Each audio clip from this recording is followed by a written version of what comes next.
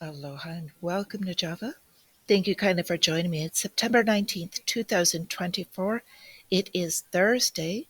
It's quite early and I'm also kind of pushed against time, but there are a few things that I think are critical I would like to cover prior to the market open. The first is I would like to mention that there is going to be a Discord this afternoon at 5 o'clock p.m. EDT. You can join us with the link in the description. It's going to be focused on cryptocurrencies and decentralization. So feel free to go early in the chat if you would like and join them there this afternoon. So with this, I'd like to move forward. We've got a calendar expecting jobless claims prior to the market open.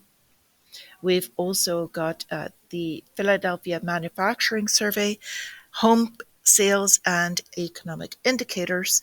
Now, a lot of these are going to take a back seat now because the Federal Reserve just made a major cut, not just cutting, but also forward guidance of more cuts. Now, with this, we've got Powell saying he doesn't see anything in the economy that suggests that the likelihood of a downturn is elevated. I don't quite believe that because you don't do a major cut if you don't see an elevated likelihood of a downturn. So, what motivated this massive pivot?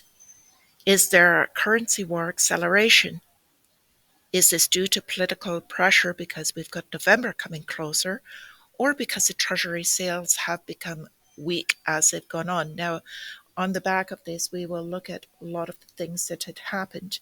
The Treasury sales, the yields are now down because a lot of money has gone into Treasuries to try to hurry and get some yield on the capital rather than the inflation that is incoming. So this is massively inflationary in the long run. So the dollar now seriously weak regarding other currencies, the yen relatively gaining some strength as well as the pound. Now, what are we moving towards? I believe this is moving us ever closer to a central bank digital currency.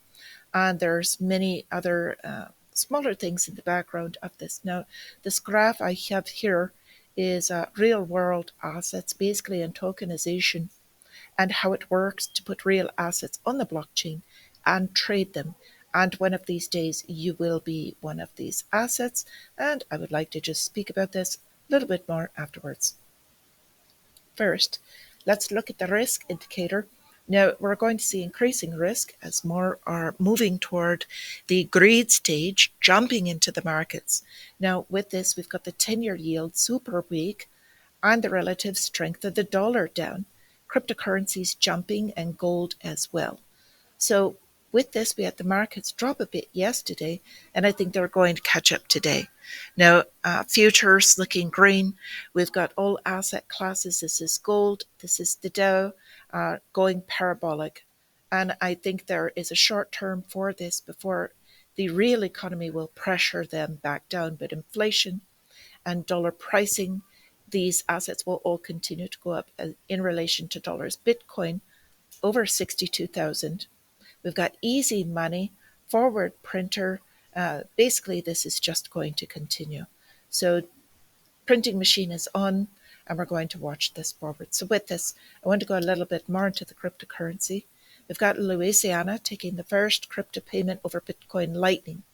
Now, this is for the option to pay their basically paying their taxes, wildlife and fisheries, taking this over the Lightning Network.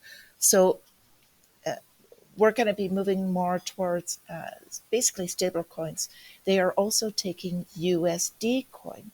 And I spoke yesterday about some of the ones taking this. And then there is a really good article that I would like to cover a little bit later, but I don't have time right now.